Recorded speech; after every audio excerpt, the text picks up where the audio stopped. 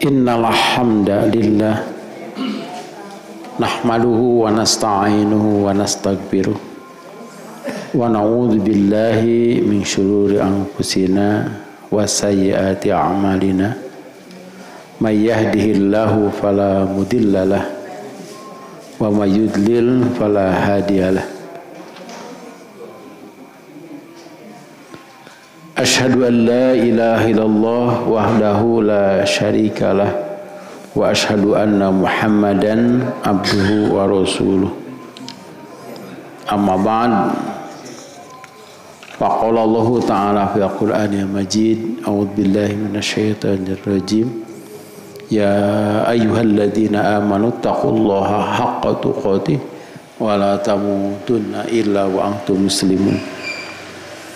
Wa qala alaihi salatu wassalam, ittaqillaha haitsu ma kunta wa atbi sayyi'atal hasanata tamhuha wa khaliqin nasa bi khuluqin hasanin. Hadirin ikhwati iman, ahli ibadah, ahli thalabul ilmi rahimakumullah. Kita kembali ke kitab zakat. Yang terakhir itu hadis nomor berapa? 627 kan? 627 ya. Yang kemarin kita bahas itu adalah harta simpanan. Harta simpanan itu zakatnya ada nisab. Nisabnya itu seukuran dengan 200 dirham atau 20 dinar. 1 dinar itu 4 gram. Jadi 20 dinar itu 80 gram. Kalau dihitung sekarang ya, kalau kita punya uang simpan 80 juta, wahala alaihal haul, kemudian sampai 1 tahun, maka dikeluarkan zakatnya 2,5%. Harta yang dimaksud adalah uang dan emas, perak. Jadi ada 2 pendapat tentang harta berupa tanah yang disimpan, berupa tanah itu.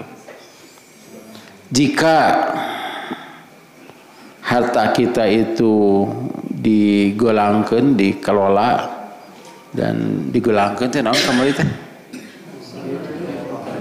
Diputar.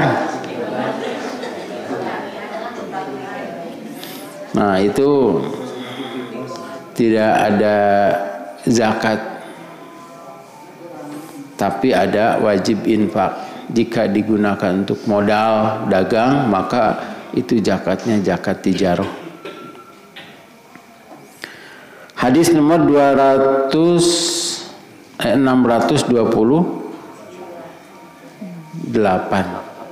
Ya. Ini masih ada kaitannya dengan hadis itu.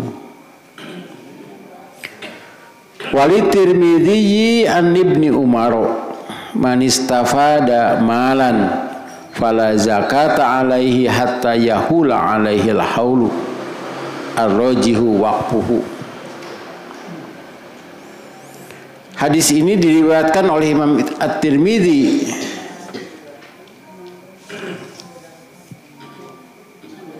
dari Ibnu Umar.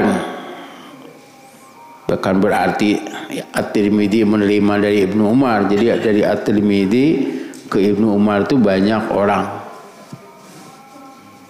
Hanya tidak disebut. Man istafada malan, barang siapa yang mendapatkan harta. Nah, di sini ada ketentuan emas dan perak, atau mempunyai harta emas dan perak, uang lagi. maka tidak ada zakat, fala zakat alaihi, tidak ada zakat atasnya sehingga sudah berlalu 1 tahun. Kalau kita dapat uang 1M, nah, tidak ada zakatnya. Kecuali 1M itu sudah mengendap 1 tahun, 1 tahun hitungan hijriyah. Kita ingat dan catat itu bulan berapa hijriyahnya. Karena itu wajib mengetahui bulan hijriyah karena berkaitan dengan ibadah. Bila sudah 1 tahun, maka masih saem, maka zakatnya berapa? Ya, separaha 2,5 teh. 25 juta. Kalau dilihat besar ya, tapi lihat M-nya tuh. Tapi kalau punya mobil, kan ayah mobil, usah dia macam mobilnya mobil eman. Maka peser ku ustad, dia macam mobilnya mobil eman. Pan ngalangkung kali itu tah. Wah, ieu sabaraha cenah ieu pangaosna bumi teh. Ah, ieu mah eman cenah.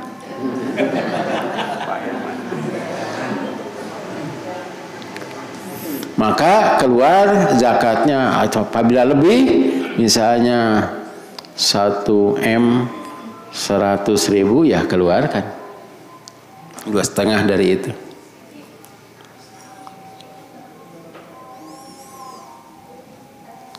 Misalnya, oh di mana cenah ujuk ayah anu kitu, bisa saja. Ya, bisa saja dari harta warisan gitu. Tapi upami anu lepat rekening maunya caranya sok cadak deui itu mah. Ya teh sok diarep-arep. Tapi upami ya arep-arep anu lepat kita halaan teh kita panu batur eta mah. Hadis ini rojih mauqufnya.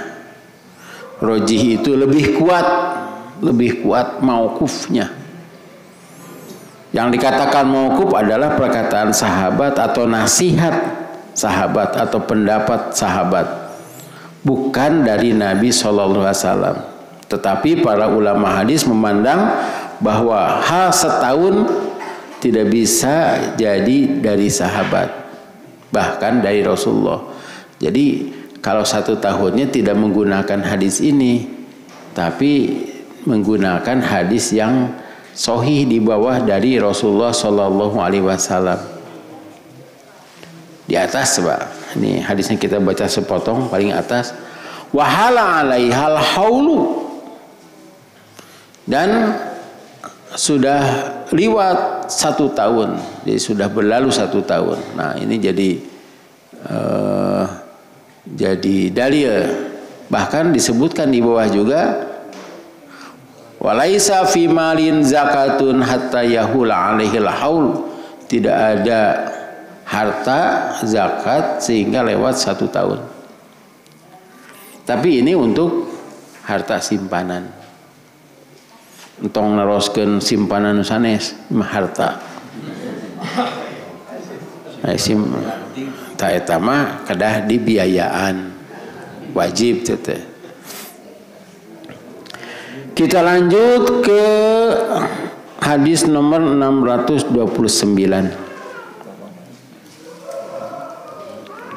An Aliyin radhiyallahu anhu qala laisa fil baqaril awamili shadaqah.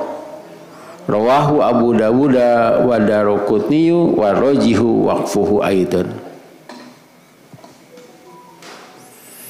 Dan dari Ali radhiyallahu anhu ia berkata, tidak ada zakat pada sapi pekerja, sapi yang dipekerjakan. Hadis ini diriwayatkan oleh Imam Abu Dawud dan Daruqutni, dan ini juga mauquf juga. Jadi mauquf itu adalah fatwa sahabat. Kalau yang tadi ada hadis lain dari Rasulullah Sallallahu Alaihi Wasallam. Sekalipun ini merupakan nasihat, tapi kan ada hadis yang di atas itu.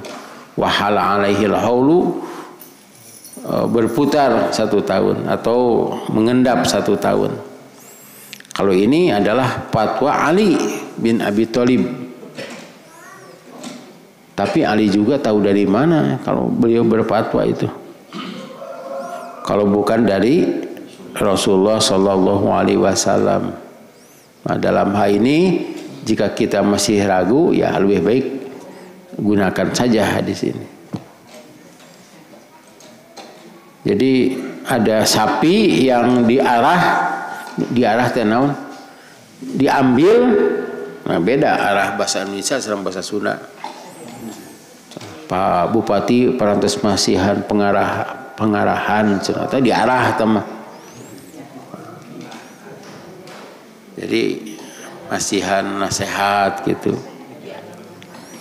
Ya mah nu diarah gawena ya, yang diambil manfaat karena sapi itu dipekerjakan. Buat apa sapi itu dipekerjakan? Biasanya di kita mah tidak ada ya. Membajak sawah, di urang mah muning teteh. Kemudian untuk mengambil air. Ya, mengambil air itu kan nyengguling gitu si sapi itu. Menarik pedati roda. Tah, tama aya di Bandung di mana? Di Bandung Barat aya. Cisomang. Itu. Tong dietang we eta mah. Ari sapi teh sabaraha ekor jakatna kamari teh? 40. Hah? Cik tingali deui.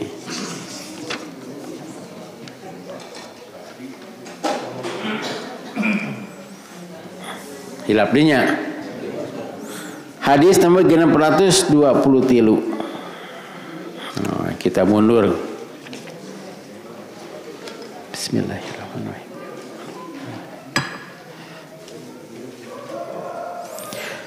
Dari Mu'ad bin Jabal radhiyallahu anhu bahwasanya Nabi sallallahu alaihi wasallam utus dia ke Yaman dan beliau memerintahkan kepadanya mengambil zakat dari tiap-tiap 30 ekor sapi satu tabi'i atau tabi'ah. Tabi'nya teh anak onta anu masih keneh ngingilu ka indungna berumur 1 tahun. Anu mawi upami gaduh kaungan sapinya lahir catet eta teh nu akte. Tapi dari tukang sapi mah apa 1 tahun 2 tahun gitu. Pamina domba mah ditinggali tina naon punglak huntuna teh kitu. Punglakna tos seueur teh siga urang desa dikurbankeun. Lihat so. Jadi 30 ekor sapi. Nah, ini tidak berlaku di Mekah. Dari Mekah mah teu aya sapi, ini berlakunya di Yaman. Nah, ini kita gunakan keterangan dari Ali jika sapi itu dipekerjakan untuk bekerja untuk membantu mencari nafkah, itu bisa menarik pedati atau untuk mengambil airnya, nguling atau nyebor atau ngegeling aci teh. Aya gambarnya di urang mah teu aya teh. Atau membajak sawah, nah itu tidak dihitung zakat. Bahkan dikurbankeun karunya teh.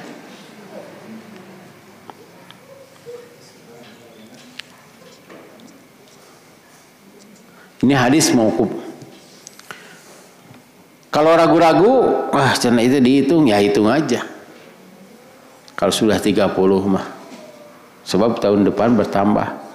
Dari sapi mah sekalipun anak teh hiji-hijinya gitu. Tapi seueur sapi teh.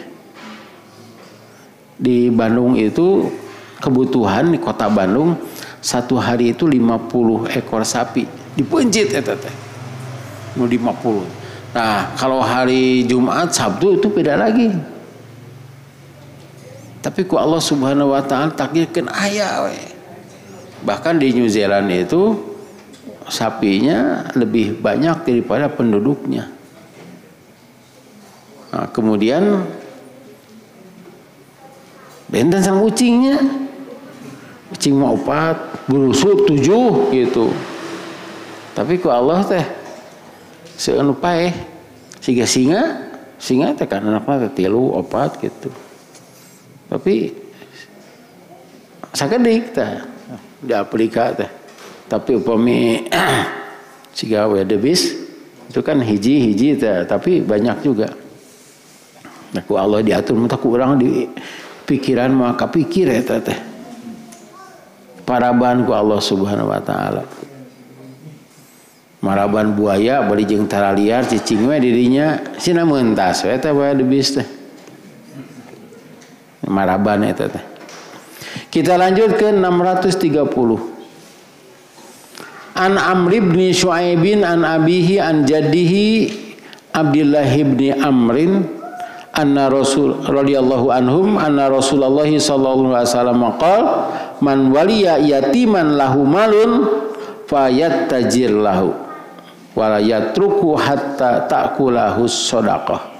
Rawahu Tirmidzi wa Daruqutni wa isnaduhu dhaifun wa lahu syahidun mursalun inda Syafi'i.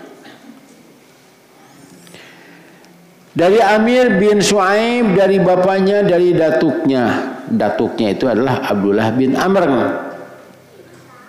Jadi ia mah turun temurun teh ustad. Abdullah bin Amr. Kita Amr bin As. Sahabat Amr bin As, Abdullah bin Amrnya juga. Bahwasanya Rasulullah SAW telah bersabda, barang siapa yang menjadi wali bagi seorang anak yatim yang ada hartanya atau yang banyak hartanya, maka hendaklah ia golangkeun teh naonnya tuh. Putarkan atau jadikan modal. Digolangkeun lah. Penting maka hartos ku bapak ku ibu di dia. Digolangkeun dan jangan biarkan harta itu habis ya, dimakan zakat. Hadis ini diriwayatkan oleh At-Tirmidzi, Daruqutni dan isnadnya lemah. Tetapi ada baginya syahid yang mursal dari menurut Imam Syafi'i. Itu apa syahid ya naonnya? Syahid teh kieu ada berita ini lemah hadis ini teh.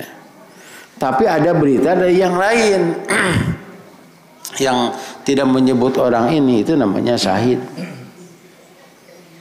Misalnya begini, beri diawas mah, diawas saja artinya syahid.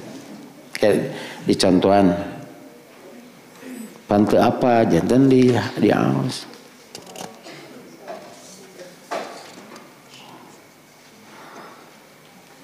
Pasal ke-21 halaman 9.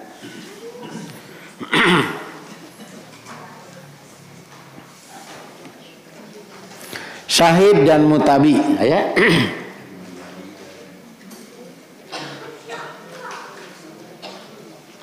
Boleh diawas?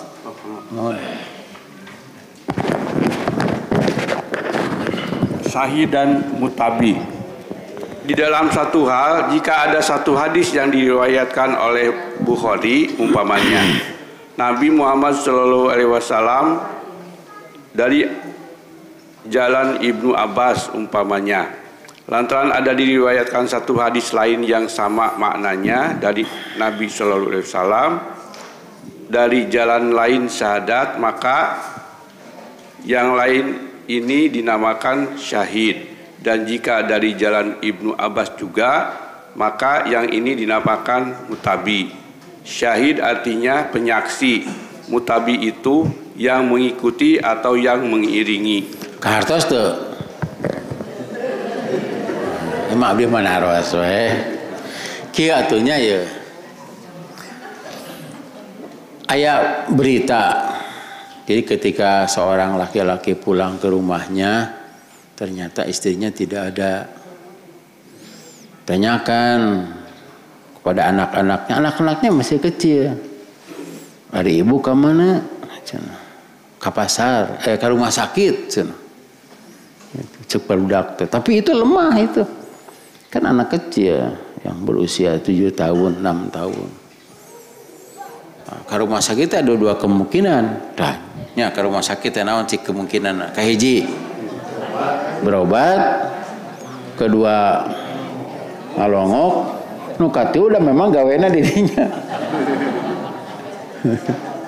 Tuh urang mengkol heula nya, aya budak ditewak tah. Eta budak kaburangan sakola teh. Urang make kaburangan cenah lu. Pun biang di rumah sakit cenah. Pun bapak di kantor polisi, lu karunya teuing. Padahal teh gawena di rumah sakit. Lu ya jadi OB di kantor polisi gitu. Karunya teuing cenah gitu. Tah, eta gitu. Ini kan lemah berita itu. Kemudian ada tetangga itu nitipkeun kunci. Ieu cenah nitip kunci, "Ai ibu ka mana?" "Duka saurna mah tadi teh bade ngalongok." Tah, nya ngalongok teh kan ka rumah sakit teh ngalongok si anu nu teu damang. Ini kata-katanya beda. Nu ieu mah langsung ka rumah sakit, nu ieu mah ngalongok anu teu damang. Dan disebutkan si anu dan kita tahu si anu itu di rumah sakit. Tah eta teh syahid. Hartos namanya. Hartos. Kan? Itu kene.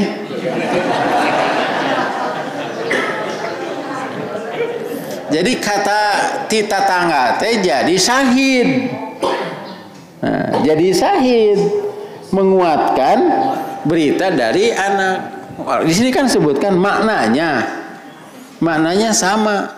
Terus disambung-sambungkeun kita polisi biasa nu kitu teh apa? Nyambung nikah katewak tah si penjahat teh. Jadi aya penyelidikan, ada penyidikan itu istilahnya juga. Jadi tak gitulah syahid teh. Kalau mutabi masih dari anak itu sendiri sumbernya, itu mutabi. Mungkin saja anaknya lebih besar kan, tapi tidak ada. Itu mutabi. Kalau syahid memang sanadnya berbeda. Bisa saja artinya sama, kata-katanya sama atau kata-katanya berbeda. Pemitik atas contohan itu.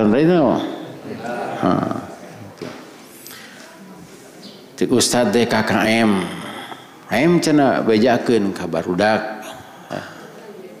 Rencangan anjeun isukan diajar di imah. Tah istilah ayeuna teh.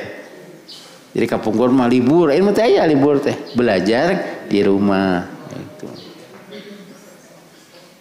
Terus KM teh ngabejakeun ka babaturanana, besok belajar di rumah gitu.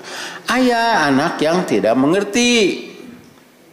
Tah iya mah terima dari teman yang lain. Jadi ke ustadznya Rios gitu teh KKM misalnya kawakia KM oke aya di dinya teh. Tapi ini kan berita dari KM. Cek tanyakeun kawakia KM, kumaha maksudna diajari imah? Ustadzna rek ka imah cenah. Ustadzna rek ka imah atau imah urang di sakola cenah gitu.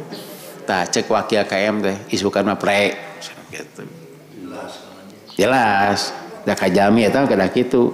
Isukan mah pre cenah gitu. Itu jadi syahid kan sumbernya beda. Nu ieu mah dari KM, ieu mah dari wakil KM.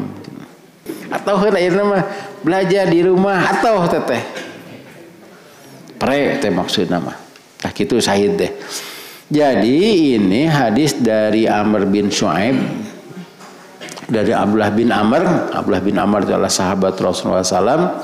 Siapa yang mengurus harta anak yatim, harta itu harus dikelola, harus dikembangkan. Jangan sampai harta itu dimakan zakat. Sebetulnya tidak akan dimakan zakat sampai habis. Sebab kan ada nisab. Ya, ada nisab.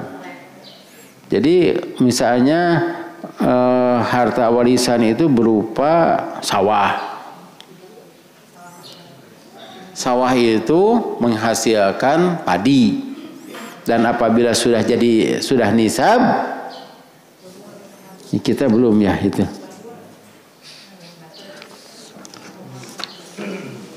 Nah, nanti itu 635. Kalau sudah nisab maka wajib dikeluarkan zakatnya. Ada kemungkinan begini, si harta itu kalau sudah nisab berarti ada lebih dari yang bisa dia makan. Itu nisab itu. Jadi nanti kita pelajari hadis-hadisnya. Jika hasil panen itu bisa dimakan dalam satu musim dan lebihnya, nah itu bisa disedekahkan. Tapi jika kurang, kalau dimakan nih anak yatimnya banyak, jadi tidak akan cukup satu musim itu, maka tidak keluar zakatnya.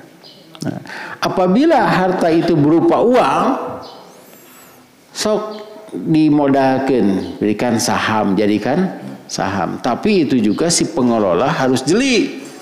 Jangan sampai dijadikan saham kemudian tidak jalan, justru akan hilang. Di sini menggunakan harta zakat itu, harta anak yatim itu harus benar-benar orang yang ahli. Biasanya kalau berupa tanah, itu jangan dijual berupa tanah.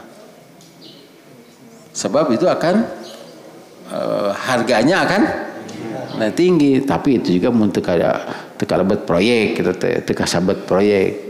Jadi ada tanah yang produktif, ada tanah yang memang tidak produktif.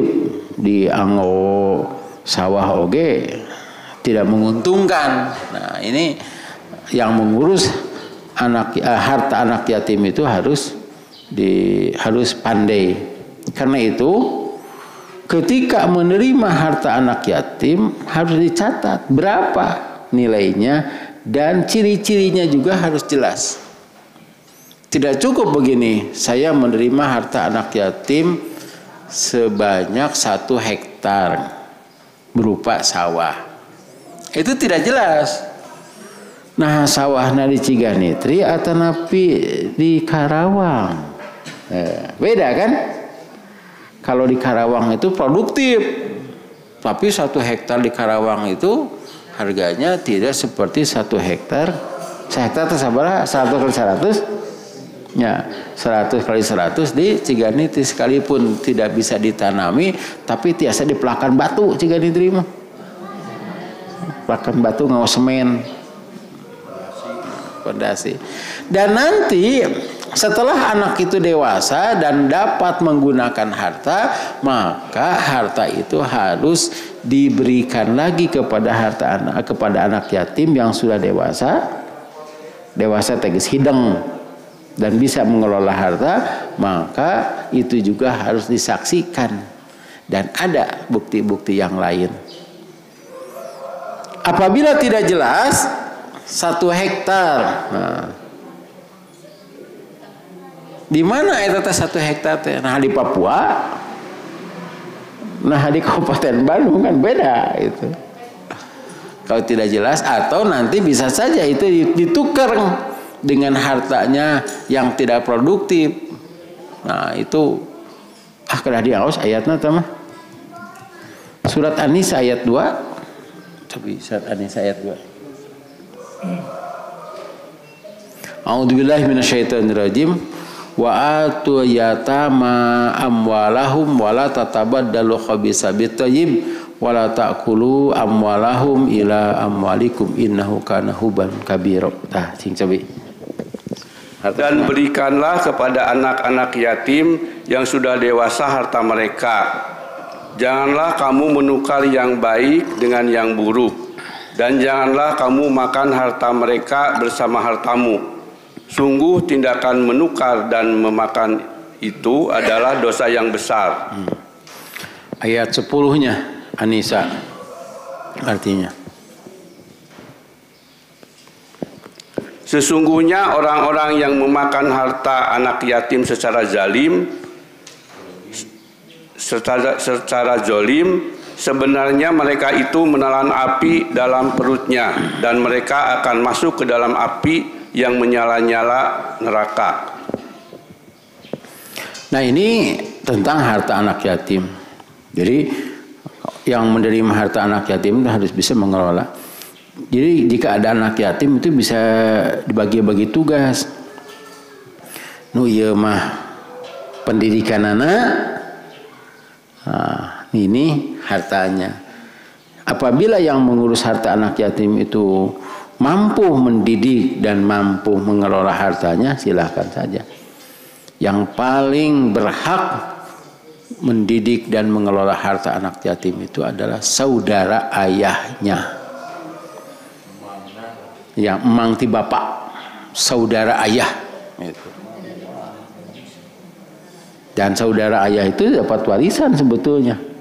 Ada apabila si anak yatim itu suatu saat meninggal, dia tidak punya ayah, kan yatim tadi, tidak punya ayah, tidak punya ibu, tidak punya saudara, tidak punya anak, maka yang mendapatkan harta warisan adalah pamannya itu, saudara ayah.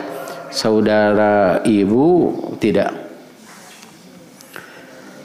Hadirin ikhwati iman rahimakumullah, di sini juga menunjukkan bahwa anak yatim itu tidak berhak menerima zakat.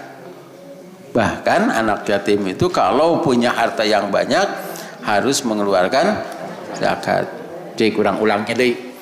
Yang berhak menerima zakat fakir, miskin, amilin, mu'alaf, Ibnu Sabil terakhir. Urutannya kena gitu. Mu'alaf nomor 7 itu. Membebaskan orang hamba sahaya yang tenggelam dalam hutang, sabilillah, Ibnu Sabil. Jadi sabilillah itu ke-7, Ibnu Sabil ke-8. Dan Ibnu Sabil ini jika kan kita tidak mencari Ibnu Sabil, ada Ibnu Sabil yang datang kan. Karena itu untuk yang ke-8 ini disimpan saja. Nanti apabila ada orang yang kehabisan bekal, sekalipun orang itu kaya, ya kita kasih. Jadi itu mau disimpan. Dan Ibnu Sabil, sabilillah itu dalam zakat prioritas ke-7, tetapi dalam infak itu prioritas pertama. Tidak ada anak yatim. Karena itu sering ada donasikan cina dalam zakat di hanap yatim. Itu tidak boleh itu. Anak yatim tidak berhak, itu kan ayat dalilnya. Bahkan anak yatim wajib mengeluarkan zakat jika dia mempunyai harta sega sawah tadi. Orang sok terkecoh, terus yatim dan duafa tidak ada lagi. Kurna teh sebutkan saja fakir miskin. Kade ulah kafir miskin. Ya kafirnya miskin. Tapi zakat fitrah itu kan harus diberikan habis. Zakat fitrah itu diutamakan fakir miskin, tapi apabila ada sisa itu bisa digunakan untuk amilin dan sabilillah. Itu. Bisa saja Ibnu Sabil, semuanya masuk, tapi prioritasnya adalah fakir miskin. Ibnu Sabil teh aya abdi teh cenah bade mudik teu gaduh ongkos cenah ya. Gitu. Tapi kan kita sudah bahas bahwa zakat itu harus kepada orang yang kita kenal. Zakat itu. Karena itu zakatnya di lingkungan. Kalau di sana orang-orangnya kaya, bahkan numpang miskin teh boga mobil, nah eta dapat zakat teh. Siga di Arab Saudi, eta orang miskin teh kagungan mobil teh. Da mobil teh kalinya anak atuh di lapang, kuncina aya, suratna aya gitu. Berih bade emangan ongkosna ka dieu hese. Ya. Ya, nanti kita bicarakan aya hadisnya itu. Kemudian juga di sini sebutkan isnadnya dhaif, tapi ada syahid tadi teh syahid teh. Tapi syahidnya juga mursal lagi. Mursal itu hadis dhaif. Jadi artinya memang tidak menggunakan hadis ini juga dapat kita pahami. Harta anak yatim itu harus bertambah. Jangan sampai ketika dewasa pan pun bapak cenah meninggal kabejakeun hartanya banyak beak jang cenah. Dipakai sakola ujang cenah kitu kan kamari ujang hayang motor cenah. Beulikeun tidinya. Tah eta mah kudu An-Nisa ayat 6 teh mah. Cing cobi ieu mah kaitan dengan yatim we. Ayat 6 pemita lepat mah. An-Nisa. Tah cing cobi mangga. Hartosna. Dan ujilah anak-anak yatim itu sampai mereka cukup umur untuk menikah. Kemudian jika menurut pendapatmu mereka telah cerdas, pandai memelihara harta, maka serahkanlah kepada mereka hartanya. Dan janganlah kamu memakannya harta anak yatim melebihi batas kepatutan. Dan janganlah kamu tergesa-gesa menyerahkannya sebelum mereka dewasa. Barang siapa di antara pemelihara itu mampu, maka hendaklah dia menahan diri dari memakan harta anak yatim itu. Dan barang siapa miskin, maka bolehlah dia makan harta itu menurut cara yang patut. Kemudian apabila kamu menyerahkan harta itu kepada mereka, maka hendaklah kamu adakan saksi-saksi, dan cukuplah Allah sebagai pengawas. Jadi diurang oge pan aya saksi ya pengawasnya. Koperasi kan aya pengawasnya Allah ya. Ini perlu ditegaskan lagi tadi, janganlah kamu membelanjakannya tah. Ulangi lagi perbadinya tah. Janganlah kamu membelanjakannya dari setelah ini. Serahkanlah harta itu kepada mereka terus. Oh, serahkan. Ya. Barang menyerahkannya. Ya, terus dan janganlah kamu memakan harta anak yatim melebihi batas kepatutan, dan janganlah kamu tergesa-gesa menyerahkannya sebelum mereka dewasa. Nah, ini jangan tergesa-gesa dikarenakan bosan pasihkeun begitu. Dan ini juga mengandung arti tidak setiap permintaan harta anak yatim itu diberikan gitu. Karena itu ada pengelola di Bandungnya. Sok aya kapanti asuhan anak yatim, bro datang. Biasanya mah dirinya tiluan paling seueur 8, tapi ketika ada menyumbang mah anak tetangga ngilu. Tetangga teh mah di Bandung. Nah, kemudian ini saya tahu itu begini. Ada orang yang bertetangga dengan itu, kemudian usah cenah pun anak teh mun aya nu nyumbang teh pun anak teh jadi make tiung ka ditu we cenah gitu. Tah dibagi nanti umpamanya 50.000 jadi 20. Umpamanya dibagi 100 jadi 50. Tah harta nanti ku abdi kumaha tah? Hukumna cek sim kuring teh. Mudah-mudahan anak bapak jadi yatim. Entong cenah atuh. Meh sahnya.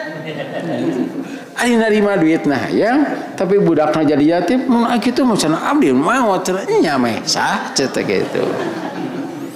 Tetapi ketika anak yatim itu kan ditanya, mengapa ini dikasih 100.000 dibagikan dengan 20 atau 50?